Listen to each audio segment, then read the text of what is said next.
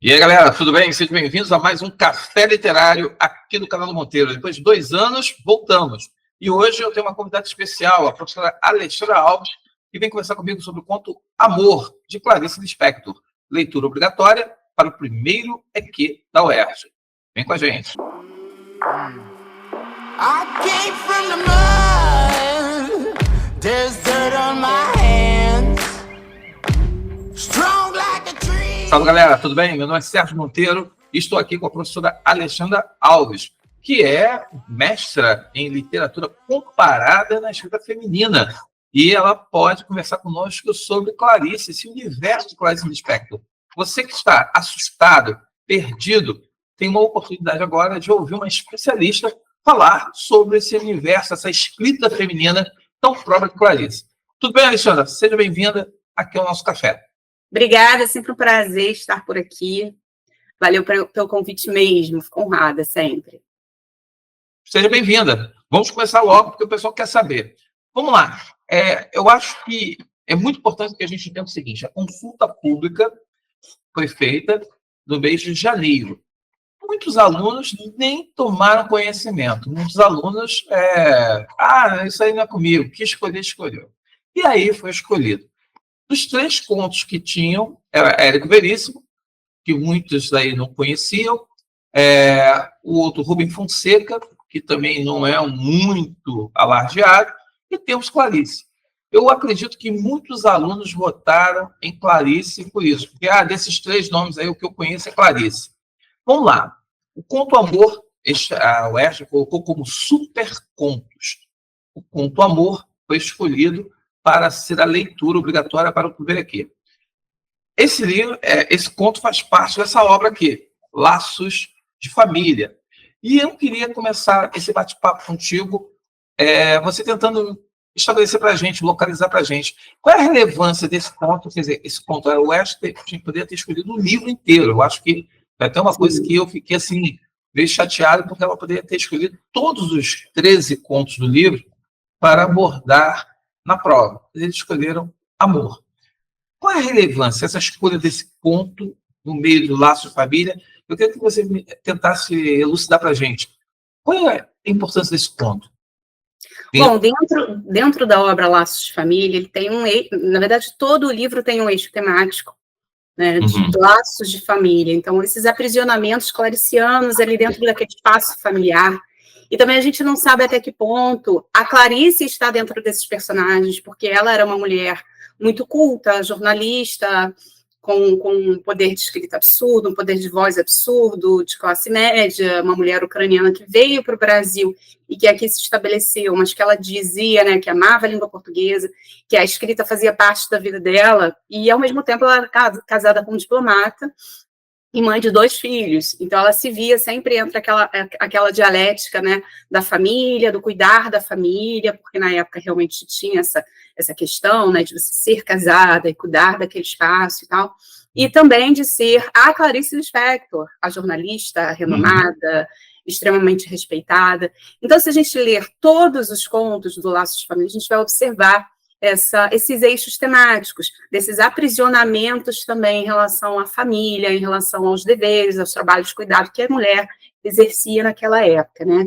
Eu tenho Laços de Família, acho que foi um dos meus primeiros contatos com a leitura, a leitura clariciana, ainda no ensino médio, né? E aí tem essa outra obra que são todos os contos, né? Então, assim, para quem gostou do conto Amor, que leia também o Laços de Família, mas que também leia todos os contos, porque cada um tem sua especificidade e a complexidade clariciana, que assim, absurdamente intensa, então a gente precisa ter contato com essa leitura, e talvez por isso a escolha foi Clarice, né, e não Rubem Fonseca, e não Érico Veríssimo. Por que não trazer mulheres, né? Acho que foi uma das únicas mulheres foi uma das únicas mulheres dentro dos livros, das possibilidades de escolha. Já foi a única. Foi a única, então... Foi a única porque para o segundo aqui foi o universo de José de Alencar, Guarani, Lucila e Senhora. Aí você tem 2 livros que estão dentro do perfis femininos de Alencar. Você tem aí na redação, você teve o Cervantes, que agora esqueci o nome, você teve Hamlet e Édipo Rei. E você, quando vai para a literatura africana para específica, você tem o Pepetela, mais dois agora que eu esqueci, o Agualusa, que até mudaram o livro, porque o livro que tinham escolhido estava esgotado, então botaram o Barroco Tropical, e o outro é de Bom Dia, Camaradas. Sim. Esqueci o nome dele. A representante, Clarice, está fazendo aí seu papel, né? É a mulher presente aí. E esse conto amor, o que você, por exemplo, você que conhece tão bem esse universo Clarice, o que chama atenção nesse conto? Amor. O que tem de particular em relação aos outros contos? Você disse que tem um eixo temático, que é essa questão da família. O que o conto Amor, na sua visão, apresenta de particular e que o aluno tem que prestar atenção enquanto lê? Bom, a protagonista é muito intensa, apesar de ter uma vida muito simplória. E na minha primeira leitura, obviamente que nós aperfeiçoamos a nossa leitura ao longo da vida, foi de um conto meio linear e sem graça. E essa semana, relendo o conto, eu observei a Ana com uma profundidade que até então não tinha percebido, né? Ela é uma mulher, esposa, dona de casa, uma mulher que dentro daquele contexto, é uma mulher simples, mas que ao mesmo tempo tem seus espaços de privilégio, e depois ela até reconhece esses espaços de privilégio, né? Mas ela vive aprisionada naquela bolha cíclica da casa. Né? Então, é até interessante a gente observar, e para o aluno que vai fazer o vestibular, observar que ela pertence àqueles espaços. Então, a narrativa tem espaços que são muito significativos, o espaço da casa, que é o espaço de aprisionamento, o espaço do bonde, que é quando ocorre a epifania, a catarse, em que ela se depara com um desdobramento dela mesma no cego, né? Do jardim botânico, que é um outro espaço vivo também, quando ela retorna para esse espaço cíclico, que é a casa, fechando ali o ponto. Então, esses espaços da narrativa são muito significativos. E aí a gente observa que essa mulher é uma mulher sem perspectiva, sem objetivos, porque a função dela era cuidar da casa, limpar os móveis, ajudar a regimentar todos os empregados da casa. E aí, quando os filhos estavam na escola e o marido trabalhando e tudo estava limpo, quem era a Ana? Ela se depara com aquela hora perigosa, né? Ela está colocando... A hora perigosa, é justamente isso que eu estava buscando aqui, a hora perigosa. Isso daí é muito interessante a gente parar e pensar, né? O que é uma hora perigosa? Só que antes de falar da hora perigosa, eu acho que todo aluno que vem falar comigo fala o seguinte, mas, Monteiro, e por que o cego? O cego ali, ele tem uma metáfora muito importante, porque justamente nessa hora perigosa em que ela saía de casa para fazer alguma coisa de dentro da casa, ou seja, fazer compras, consertar algum eletrodoméstico, que ela pega o bonde e nesse bonde ela se depara com um cego mascando chicles. Quer dizer, uma cena comum, corriqueira, e ela intensifica isso numa gradação linguística mesmo. Então, ele mascava, como se ele fizesse tudo cíclico, e ele vivia aprisionado naquela escuridão, por ser cego. Então, ela olha aquele cego e ela tem um momento de choque na vida dela. Ué, será que eu também não estou fazendo tudo cíclico na escuridão? Então, quando o bonde parte e ela também tem a bolsa caída no chão, com aqueles olhos, né? Se rompendo, é bem sinestésico, né? Uma imagem assim que a gente tem com vários sentidos, as cores, os sons, os cheiros. Então, tudo se mistura muito ali dentro daquela narrativa, e aí ela dá um grito, que é o momento de epifania. A epifania é aquele momentinho do conto, porque o conto é um pouco curto, né? Um pouco maior que a crônica, mas ainda um pouco curto. Então, é aquele momento do conto em que, embora seja um texto pueril e sem muitas complexidades narrativas, é um momento mais importante do conto, é a catarse, é o momento de epifania. E aí, nesse grito, ela se depara. Será que, neste momento que eu estou vendo este cego também não é um desdobramento metafórico de mim mesma? Esse momento em que o ovo sai da casca, será que eu estou saindo da casca da minha ignorância? Então, o narrador, como ele é em terceira pessoa, um narrador onisciente, a gente começa a observar essas questões, né, de como o desdobramento do mental, porque a Clarice Lispector era muito introspectiva, como esse desdobramento mental da Ana também se metaforiza nesses elementos. naquele ovo que se Uhum. quebra, naquela fragilidade, naquela sutileza. Então, esse é o momento mais importante, porque aquele cego muda a vida dela e ela passa a perceber a mesquinhez, a mediocridade que é a vida dela, de só fazer aquelas coisas repetidas o tempo todo. Então, esse é o eixo, assim, o momento mais importante para mim do conto. A gente até imagina que seja, né, porque o narrador nos engana. Diz que ela vai sair para fazer compras e a gente imagina que a cena do jantar seja a catarse, a epifania, que vai acontecer alguma coisa ali.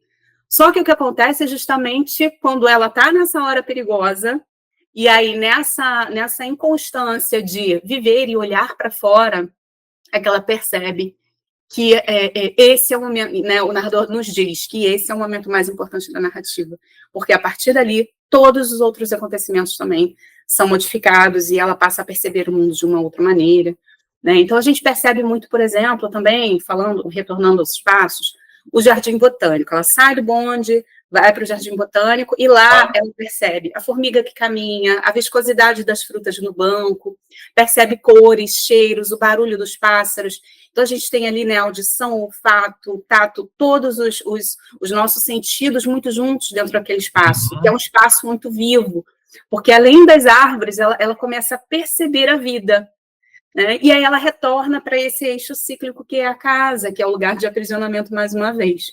Então, eu acho que é importante a gente observar esses espaços da narrativa, né? Todos os elementos da narrativa são muito importantes, só que a gente tem um espaço muito subjetivo aí, que é o espaço da mente dela. E é muito a grande ação, né?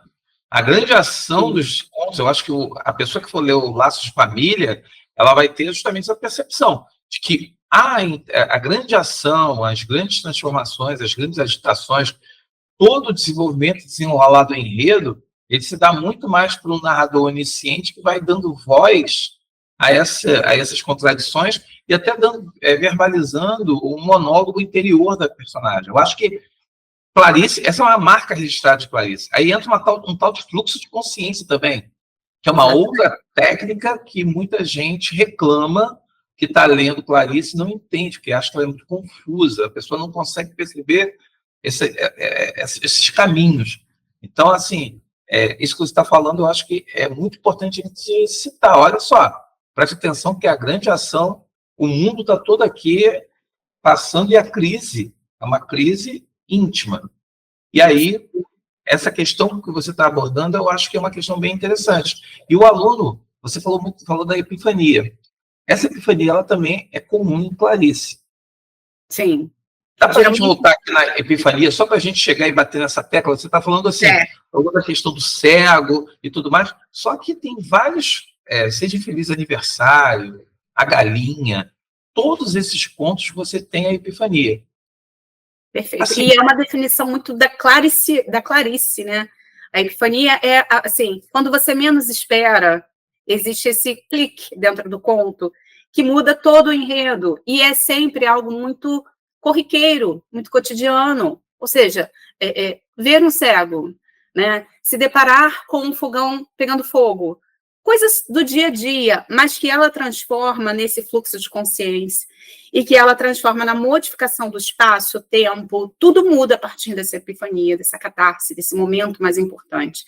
Uhum. Então, a definição é mais ou menos essa, a partir de um elemento muito simplório, muito cotidiano, corriqueiro, né, o narrador ter essa capacidade de transformar no momento mais importante da narrativa.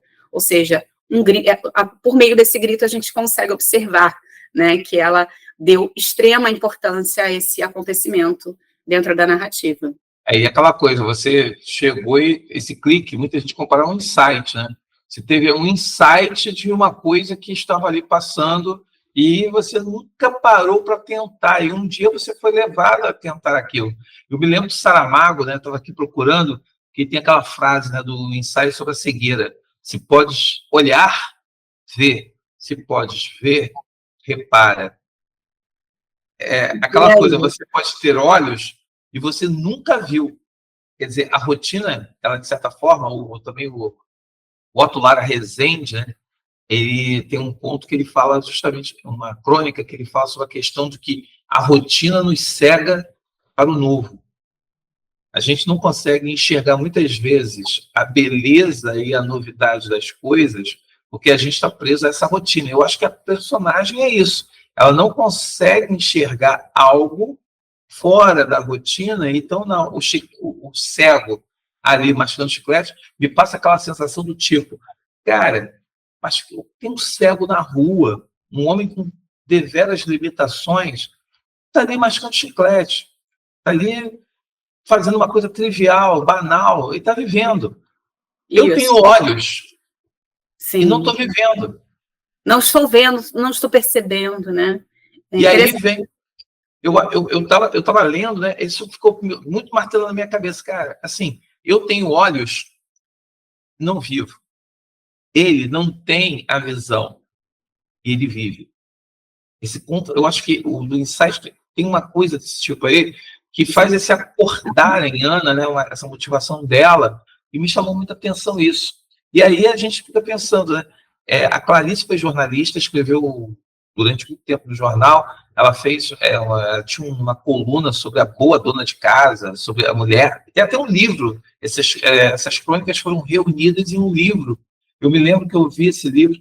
E aí eu acho que essa experiência dela, ela transcende na literatura, porque ela detestava essa parte de ficar escrevendo no jornal. Ela achava simplório demais. E aí esse mergulho, eu acho que a gente é convidado a dar esse mergulho com ela, é procurar fazer uma provocação com o leitor, né? O quanto a gente também não está sendo medíocre. Exato. E acho que é por aí. É nesse cotidiano. E eu não sei se tem uma sutileza no conto, que ontem à noite eu percebi que eu fui reler de novo, pela 30ª vez, e aí aparece a palavra ostra 2 vezes no conto, né? Então, para mim também, o ver aquele cego, esse momento de grito, de epifania, traz essa ideia da ostra. A ostra feliz não faz pérola. A ostra só faz a pérola quando ela é atingida por um grão de areia e ali forma, né, aquela joia. Então, como apareceu 2 vezes, 1 ou 2 vezes no conto Amor, aquela era a ostra, o incômodo da areia batendo foi o cego batendo e martelando naquela cabeça da Ana, né, para que ela pudesse enxergar e ver e formar essa pérola. Então, a passagem é interessante demais, porque a gente observa assim, esperava diante da ostra, ela não havia como não olhá-la. Então, a ostra é uma simbologia também do incômodo, assim como a gente observa que não é apenas um alimento naquele contexto, mas que também é um incômodo. Em um livro do Rubem Alves, que o título né, Ostra Feliz Não Faz Pérola. Exatamente. Então, e ela questiona o tempo todo a felicidade dela mesma. Então, até que ponto ela era feliz ou ela só estava vivendo automaticamente e ela é extremamente sorumbática e triste, melancólica, por exercer todo aquele trabalho mecânico e cíclico da casa e do cuidado com o lar, o que era a Ana nessa hora perigosa. Eu acho que o aluno ele pode se deparar com alguns levantamentos, assim, né, dessa hora perigosa, porque a Clarice escreve isso de uma maneira... eu não sei até que ponto há uma simbiose também entre a própria Clarice e a Ana e os laços de família ali, mas eu acredito que haja, sim, uma simbiose, né, uma mistura ali dessa vida dela com a obra nesse contexto, de que ela não era uma mulher para ficar em casa lavando, cozinhando, cuidando de filhos. E você está colocando aqui uma questão muito importante, as figuras de linguagem. Então, assim, o aluno já pode esperar e fazer um mapeamento de figuras de linguagem que estão presentes. Ali, por exemplo, no Jardim Botânico, você tem muito uma coisa de antíteses. Você tem essa questão... a gente falou assim, sinestesia não faz parte do conteúdo, não aparece no conteúdo programático da UERJ. Mas a UERJ, ela tem como característica, quando monta os enunciados dela, ela coloca o conceito. Então, assim, o que pode acontecer... ela coloca lá, sinestesia é um recurso linguístico, tal. Então, ele pode sim colocar o conceito e pedir para o aluno identificar uma passagem em que haja essa sinestesia. Você falou dos ovos caindo, que tem a questão visual, do cheiro. É meio magético, né? Você tem, assim, essa coisa eu estava falando ontem, estava discutindo ontem sobre os ovos. Eu falei assim, cara, olha só, o ovo é vida, cara. O ovo é vida. No ponto a galinha não morre porque ela está chocando o ovo. E Isso. aí ela vai ser mãe. Então ninguém come a galinha porque ninguém vai comer, porque senão eu não como mais galinha nunca mais. E aí você vê, de repente, o ovo ali, aquele ovo que cai, aquela vida que se quebra, aquela vida que se fissura, e aquela vida que, ao quebrar, tudo fica espatifado, espalhado, e aí você tem o cheiro, quer dizer, o ovo ali, todo ele lacrado, beleza. Mas quando ele quebra, cai, gera aquele cheiro que é um cheiro que é incômodo, que aí é uma coisa não tão bonita, não tão boa. Então, assim, tem muitas figuras de linguagem. Você destacaria, assim, dentro da sua releitura, além dessas duas? Isso, olha, mesclando aí também essa questão dos espaços, os próprios elementos da casa são vivos, né? A casa é viva porque ela exerce a função de se manter suja para que a Ana tenha trabalho. A casa é viva porque as crianças se movimentam e também as árvores cresciam. A gente tem ali uma gradação também interessante, né? Parece que a árvore que ela plantou assume também, além de ser um ser vivo, mas assume também um contexto assim bem interessante, uma metáfora daquele tempo que passa e daquela casa que se suja. Então a gente vê uma certa personificação ali da casa também.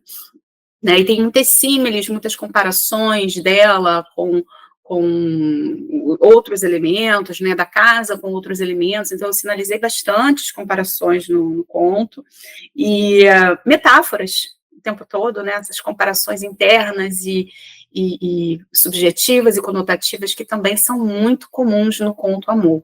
A gente observa em vários momentos, mas quando não pode, assim, ter, até, né, na sala de aula ou com os colegas, revisar essa. Você acha que isso é uma boa metáfora? Eu acho que essas metáforas podem cair também, né, uma construção até alegórica desse espaço interno da Ana. E a questão do narrador, eu acho também, eu acho que figuras de linguagem é um assunto certo na prova. Eu acho que o aluno ele precisa estar mapeando, porque isso vai, acredito, ser questão. A questão do narrador, que é o tipo de narrador, esse foco narrativo, de que forma esse narrador ele conduz essa crise da Ana, eu acho que é uma questão. Você destacaria outra coisa aí? Outra questão que eu os espaços, os personagens, você observa que só a Ana tem nome. Né? A gente observa que é o cego, que é o guarda, o marido, os filhos, mas só a Ana tem nome, só ela. E é engraçado que é um palíndromo, ó, Ana de trás para frente, de frente para trás. Sim. Então ela é cíclica.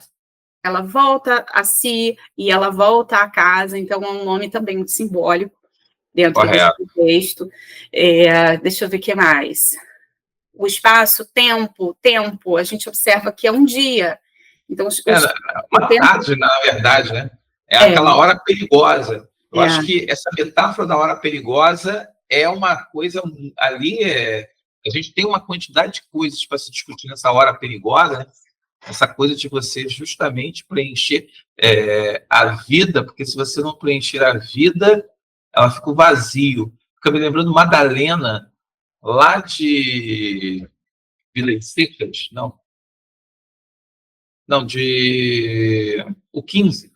Sim. Madalena, que ela opta por não casar, por não ter filhos, aí, mas tem uma hora que ela chega e ela diz que ela procura ler, preencher a vida dela com leitura, porque se ela não tiver essa leitura, a vida fica muito vazia, a vida fica muito sem sentido. Ela fala isso. Então, assim, eu acho que a Ana, assim como a Madalena, e aí, como o papel feminino, eu acredito que seria uma boa questão pensar sobre a questão histórica. Né? Quando foi escrito esse conto?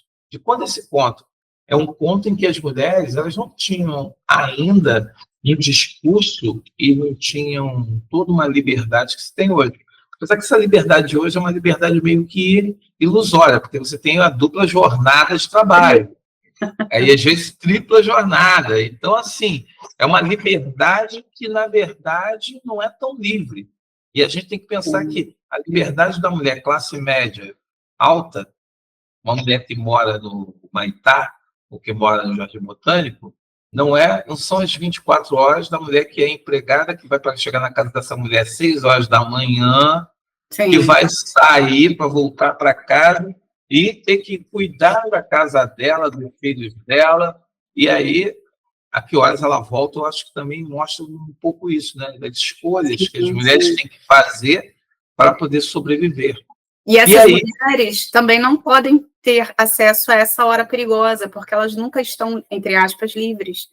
Elas precisam sempre estar ocupadas, seja indo ou voltando para o trabalho, ou cuidando da família, ou cuidando da casa dos outros. Também tem uma questão ali. Mas a Ana reconhece esse espaço de privilégio também. Ela fala, nossa, minha casa, eu tenho uma empregada, eu tenho... Né? Por isso ela tinha o direito de ter essa hora perigosa. Então, também é um outro desdobramento de análise para a gente fazer até na sala com os nossos alunos, sobre essa importância da hora perigosa, que nem todas as pessoas têm, nem todas as mulheres têm. E até a gente explicar que esse perigosa, que é uma coisa cheia de perigos, qual seria... porque ele sempre pergunta, mas quais perigos essa mulher tem? Cara, eu acho que um dos maiores perigos é ela ter consciência, é ela ganhar consciência. A consciência é perigosa, a lucidez perigosa, né? Como Clarice diz, só os ignorantes são felizes, porque não pensam, né? Eles executam só, eles não têm tempo de concatenar tudo que está acontecendo ali, naquela vida medíocre, como a gente já falou, e aí acaba fazendo tudo muito no automático, né? E aí mascar o chiclete, mascar, essas repetições também são importantes a gente observar. São mecânicas, né? São mecânicas, exatamente. Não exige esforço, não exige grandes mudanças, não exige nada. Você exatamente. falou sobre os passos. E aí é interessante também a gente observar. Lembra quando o ovo quebra e ela grita?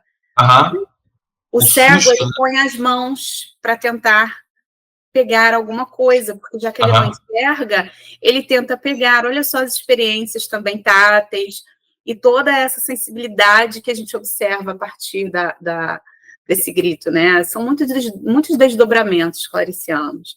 Né? E uma metáfora, eu acho que a metáfora do cego é o desmembramento da vida da própria Ana, porque ela se vê ali também mecânica, melancólica, sem perspectiva, uma mulher que faz tudo sempre igual, né? Tem até a música do Chico Buarque, ela faz tudo sempre igual.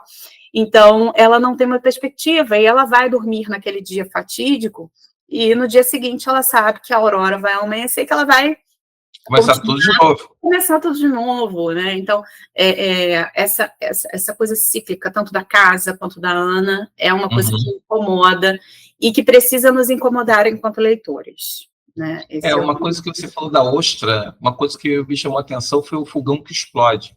Isso. Dá uns estouros. Eu estou aqui vivo, olha. O fogão ele aparece no início do conto e no final. Né? A casa é muito viva, essa personificação da casa também é muito importante. E aí, no final, é interessante, o marido acaba ocasionando aquilo, mas como assim o marido vai para o fogão? Então, tem essa questão também patriarcal, né? E o que eu observo também o homem, ele não tinha essa coisa de cozinhar e fazer nenhuma tarefa da casa, porque isso tudo ficava destinado à mulher, era o trabalho dela, era a função, entre aspas, né, como isso é colocado, mas é um homem que não tem, assim, muita consciência do privilégio, mas ele a conduz, ele percebe que ela não está bem, não sei se é uma sutileza, lá no final, né?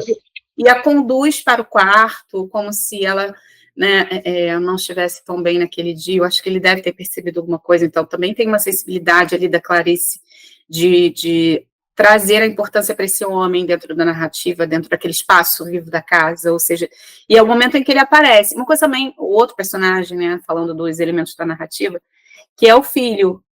Quando ela chega do jardim botânico com os ovos quebrados e ela vê o filho, ela abraça, chega quase, né, a machucar o filho sai correndo com medo dela.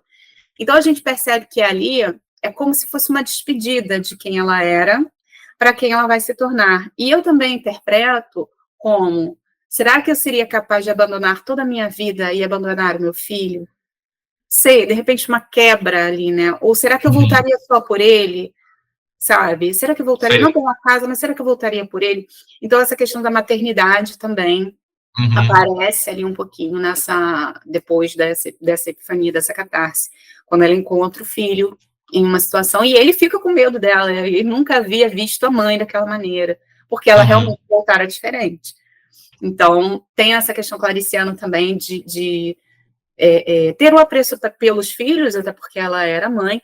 Então, eu acho que tem um pouquinho também da abordagem da maternidade. É um conto muito completo, assim, né? Se a gente for analisar pelo viés psicanalítico, imagético, literário, é um conto muito completo, que aborda muitos assuntos, apesar de ser um conto curto, de seis páginas.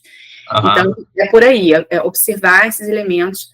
Eu acho que o candidato vai estar bem preparado para o primeiro aqui. Eu estou vendo aqui a parte do estouro do fogão, né? Porque eu vou ler aqui rapidamente, né? Ele se assustou com. Se for um estouro do fogão, o fogo já teria pegado em toda a casa. Pensou correndo para a cozinha e deparando com seu marido diante do café derramado. O que foi? Gritou, vibrando toda. Ele se assustou com o medo da mulher e de repente riu entendendo. Não foi nada, disse. Sou um desajeitado.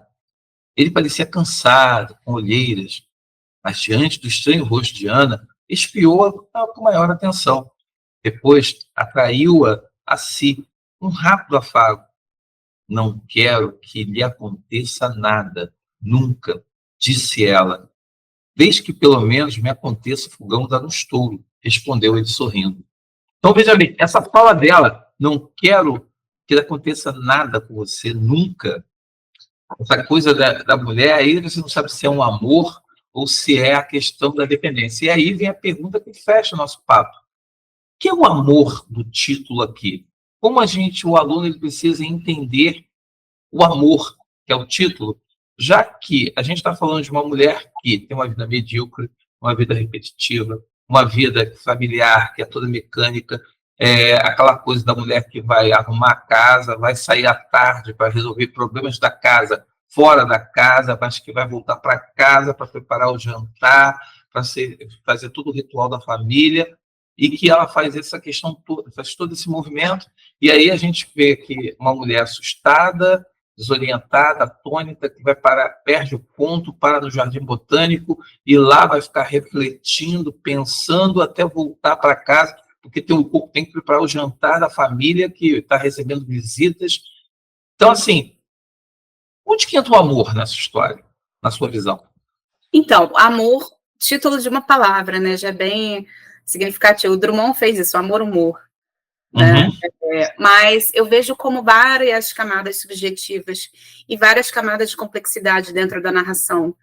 Porque a gente tem, primeiramente, um amor que não é um amor necessariamente pela casa, mas o trabalho de cuidado exige amor, porque cuidar do outro é sempre destinar mais atenção para o outro do que para si mesma.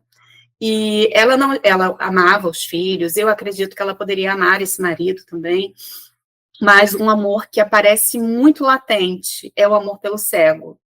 Ela fala sobre o amor pelo cego, e eu não sei até que ponto, com compaixão, com empatia, ou entendendo que aquele cego era um desdobramento dela mesma e que ela nunca percebeu que amava a si mesma. Ela foi se deixando levar. Então, eu acho que esse amor aparece na maternidade, dentro do conto, né? Na maternidade, em relação ao cuidado que ela tinha em relação à família, em relação aos amigos, em relação aos parentes, né? Em relação ao marido, em relação enfim, né? Todo aquele contexto da casa, mas o amor pelo cego é quando ela se depara com o amor por ela mesma. Porque o cego é um desdobramento, uma perspectiva dela mesma dentro do ponto, pelo menos, a meu ver, metaforicamente, isso fica muito claro. Né? Então, nessa impersonalidade soberba, ou seja, apesar de ela saber que ela tem a possibilidade de enxergar e ver tudo, né, ela nunca se amou, ela nunca se olhou, ela nunca se deparou consigo mesma.